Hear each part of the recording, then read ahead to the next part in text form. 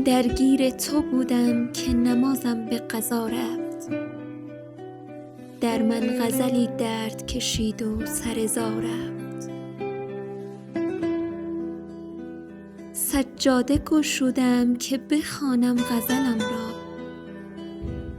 سمتی که تویی عقربه قبله نما رفت.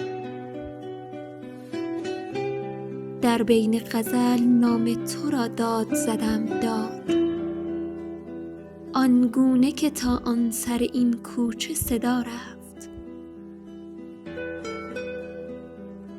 بیرون زدم از خانه یکی پشت سرم گفت،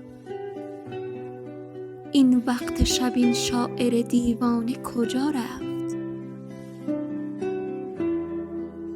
من بودم و زاهد به دوراهی که رسیدیم، من سمت شما آمدم او سمت خدا رفت.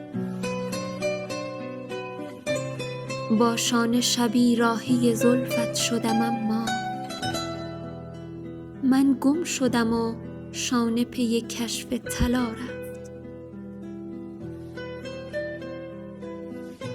در محفل شعر آمدم و رفتم و گفتند، ناخوانده چرا آمد و ناخوانده چرا رفت؟ میخواست بکوشد به فراموشیت این شعر،